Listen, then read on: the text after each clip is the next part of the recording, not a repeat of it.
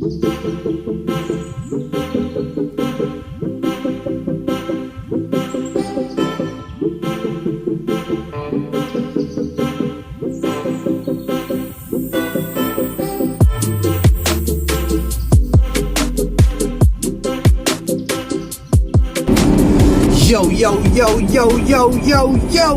it's your boy, DJ CK1, you know, Mr. Dress for Less. You're now rocking with Stay Connected TV. So check this out, guys. We got a massive shooting in Tennessee. 28-year-old Haley has shot 3 different people in a massive shooting. Reportedly, she texted her best friend before she did the shooting. Now, I want to try to break this thing down to, first of all, say my condolences to the family. I'm praying for the state of Tennessee because these school shootings are senseless. And you can only imagine what's going through these people's minds when they're committing the crimes that they're committing or shooting children, which is just ridiculous in my book, and then end up dying in a shootout with the police. And a lot of these instances, you have people that kill themselves right after they kill so many others. My thing is this, guys, and I just did a segment on it maybe 3 or 4 days ago. But I said, check on your people. And I want to reiterate the fact that you may need to check on your people. You know, I had the privilege of looking at some footage of XXX Tentacion yesterday, and I believe more or less that even though he may not have been a transvestite, he falls in the category of that LGBTQ community, or you know, the people that are over here. I don't want to say anything funny about them or say that they're weird, a little abnormal, you know, because I don't see the world in their eyes, and I don't think that any of you guys see the world in their eyes either. But what I do want to say is, guys, is that a lot of times some of this stuff can really be prevented if we are our brother's keeper. You know, a lot of these people show signs of this stuff before they actually go and do it. Now, not only did this person right here leave a text message to her best friend and reach out to her dad, and I think that they were saying that, you know, he was saying that she should check into some type of rehabilitation place or something like that. All of the facts aren't out. In a text that I got that was sent to my phone, you know, the Facebook and I think the Instagram had been shut down of the shooter. Also, so we were only able to get a little bit about it, but a lot of these people, they show signs of this stuff before they go and commit these crimes or go into these states of depression. And more or less likely, I feel like this is one of those cases where you have a transvestite. I feel you have trust issues. I feel you have security issues. I feel you have depression. I feel you have, you know, mental health issues. And you know, this is Stay Connected TV. This is SinnaMan's perspective. This is nobody else's perspective but mine. So, you know, you got comments, man, drop them in the box, you know. But I think that most times people show signs of mental health issues before they actually go into the crimes or the suicide point. With that being said, I'm going to say it again, man, go check on your people. Check on your people. Make sure that everybody around you, even if you got a relative or a distant friend that you ain't checked on in a while, hey man, call them. I said it 3 or 4 days ago. Willie D said it last night. Check on your people. I think that in the black community, we have a little bit more of the awareness, or as far as like checking on our relatives and things like that. If you grew up with a tight-knit family, more than likely you calling back in to check in every now and again. Straight up, you gonna call and check in. See how grandma doing, see how your cousin doing, hit them up with a message on Facebook, just that and the third.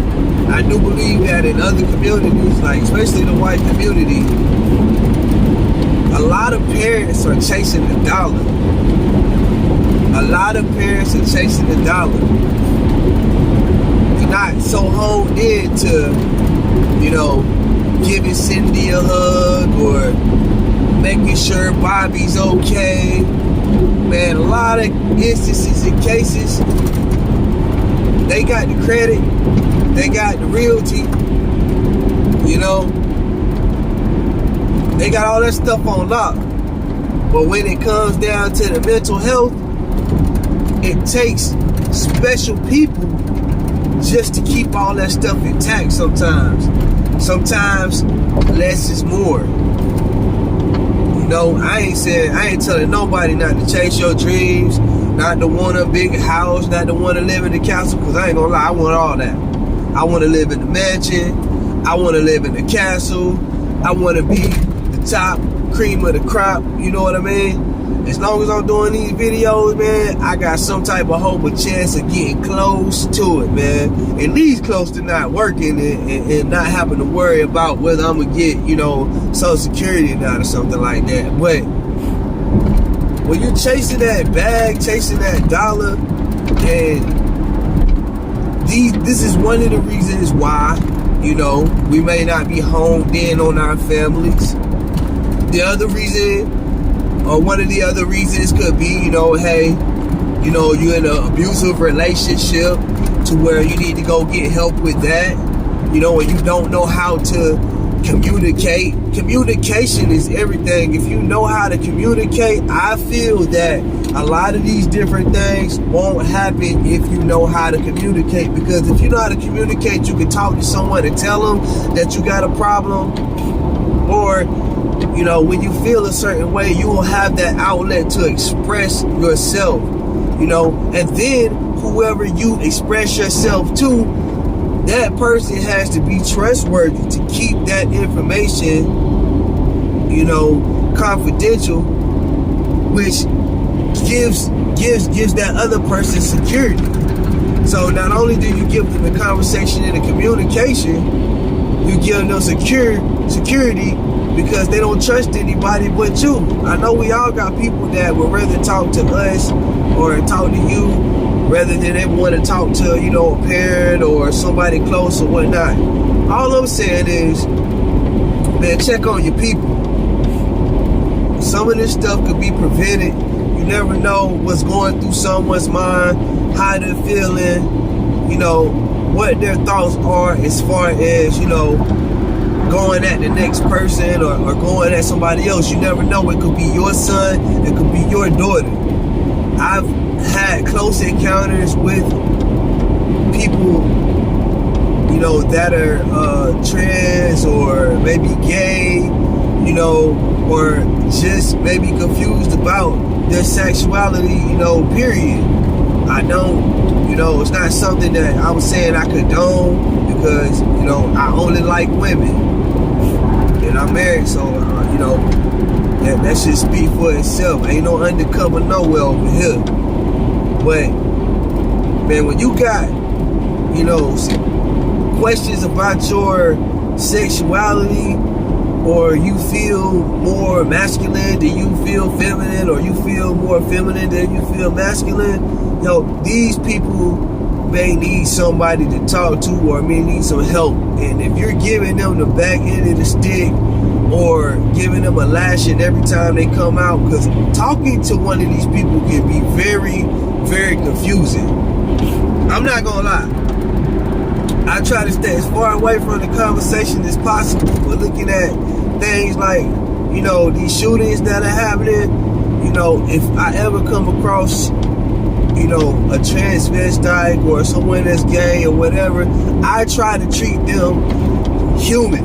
I don't want to treat nobody less than a human. Remember that. If you don't do anything else, remember that these people are humans too. You know, I definitely am not going to treat them harsh to hell. I'm having a trouble with, you know, the white community treating us less than dogs. You know, I see dogs that get treated better than they treat black people. You know, they could be on their last dollar and Scruffy's gonna get something to eat before you were handed to a bum on the street.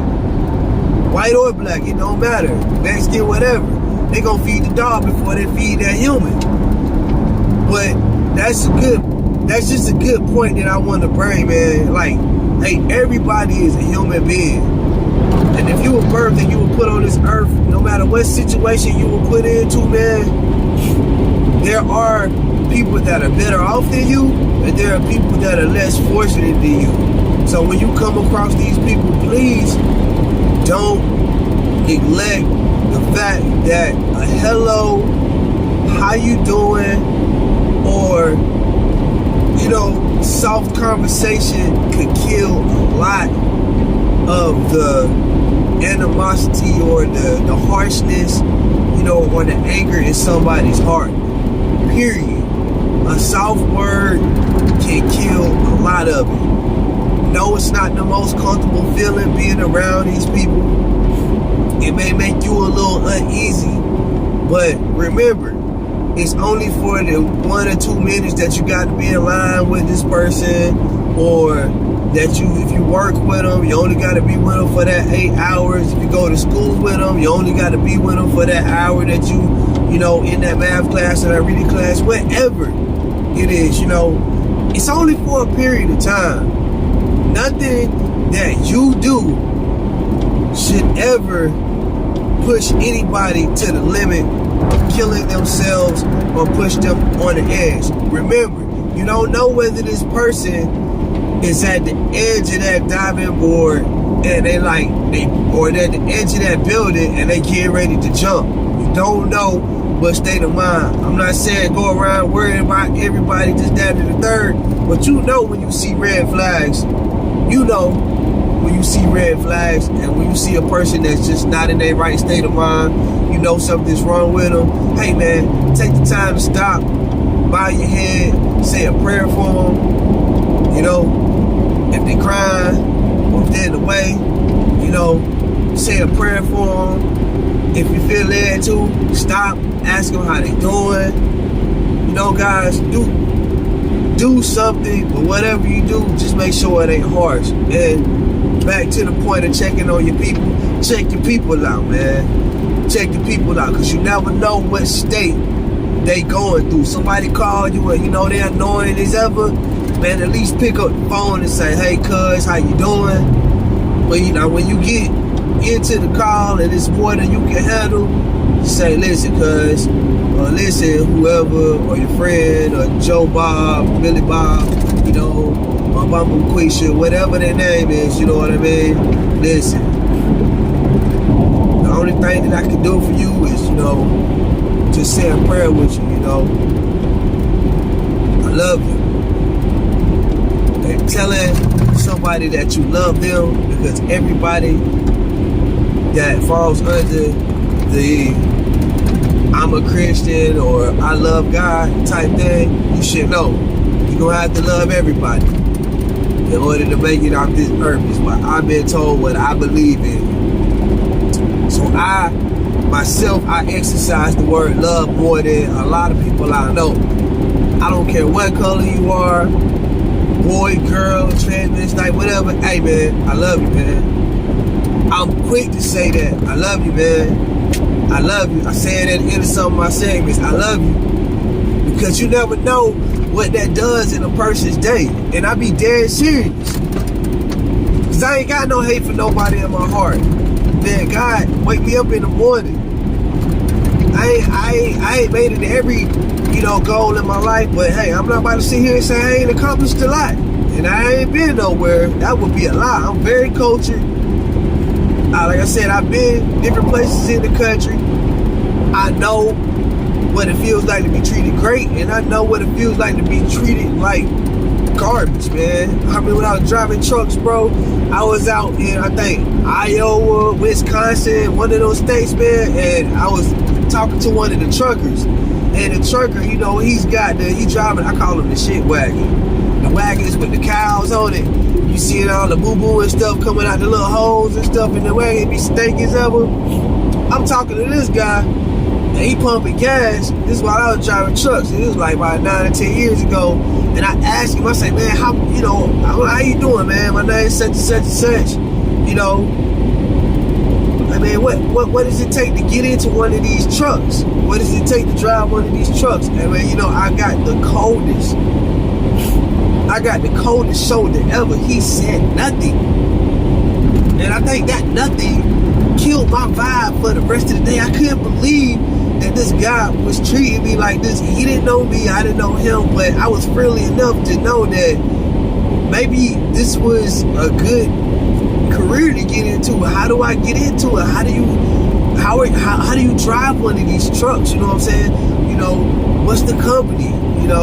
Where you guys driving out of? I'm trying to find a way to get out for this reefer unit because these reefer units heavy, number one.